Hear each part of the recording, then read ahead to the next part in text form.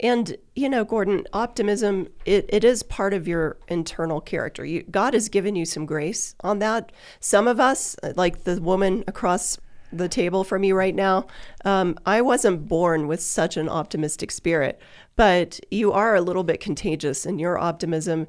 But I would say this, Gordon, that optimism, there's something fundamental about the thoughts that you think.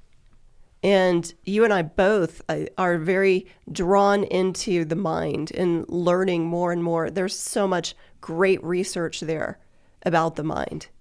And I would love for you to share how that relates to your thought life. Right. Well, let's take our thought life. Mm-hmm. Okay. For most people, our lives in our thoughts, okay, we are wired to what we're thinking.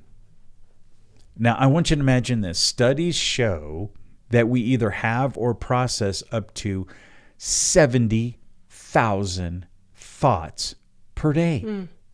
And Dr. Carolyn Leaf says you can't even go 3 seconds without thinking. Well, authors have written books. Can you pray for 1 minute without having a distracting thought? Mm-hmm. Can you focus on God for 1 minute? Mm.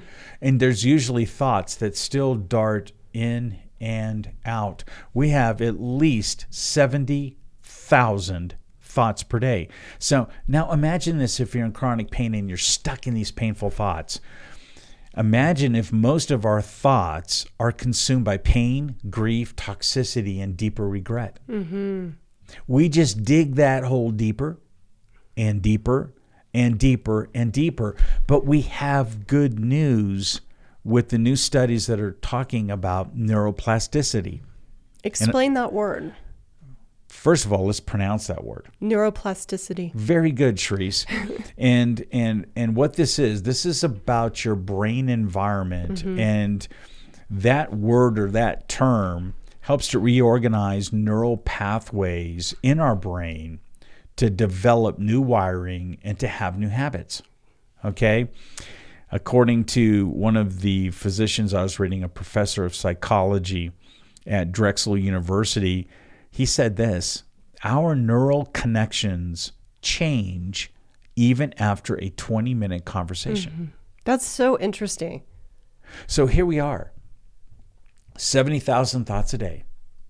We can stay stuck in a pit over and over and over and over and beat ourselves up with guilt and shame and insufficiency and toxicity. We can do it over and over and sink deeper and deeper and deeper, but God still has a healing quality in our mind. He says you can renew your mind. Mm-hmm. You can focus your mind on new things, the truth, new ideas. You can start.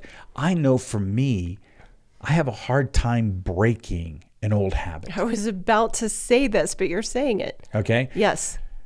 And my success comes from forget what is behind, don't focus on the failure, learn from it, and start doing something new.